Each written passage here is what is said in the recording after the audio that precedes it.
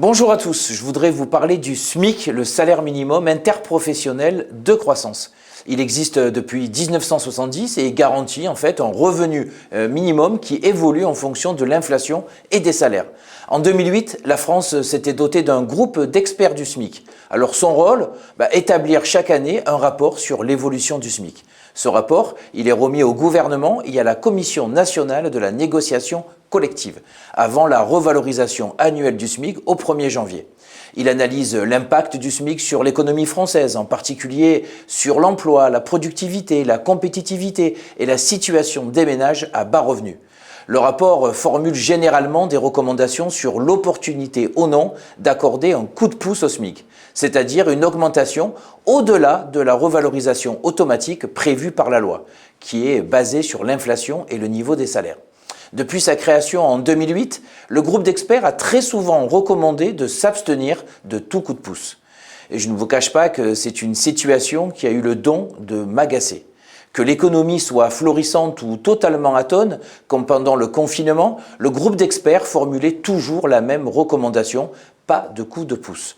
D'après eux, des hausses importantes du SMIC pourraient être préjudiciables à l'emploi des personnes les moins qualifiées, se substituer à la négociation salariale dans les branches et les entreprises, ou encore déconnecter l'évolution du SMIC de celle du reste des salaires.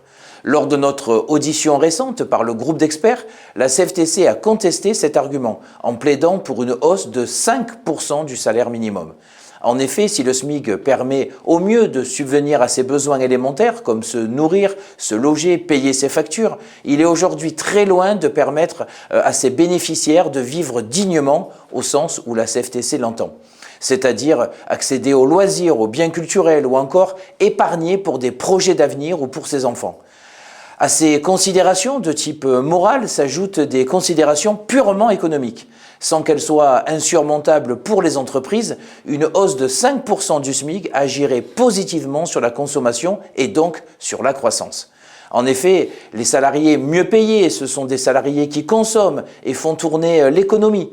Henry Ford l'avait compris dès 1918. Pour que sa marque et son volume de vente décollent, il devait payer ses ouvriers de telle sorte qu'ils puissent se payer les voitures que les travailleurs produisaient eux-mêmes. Ainsi, il est payé 5 $ par jour, soit 100 $ par mois, et la Ford T de l'époque était vendue 850 $, soit 8 mois et demi de salaire. Aujourd'hui, si les voitures françaises coûtent 35 000 € en entrée de gamme, ce qui revient à presque 25 salaires mensuels d'ouvriers, c'est 3 fois plus qu'à l'époque.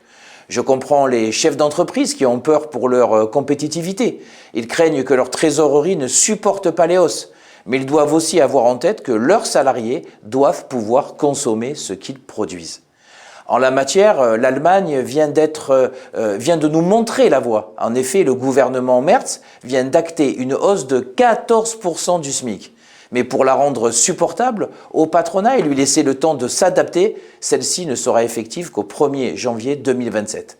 À la CFTC, je le rappelle, nous sommes raisonnables, nous voulons 5% de hausse et nous sommes prêts à débattre des conditions d'application.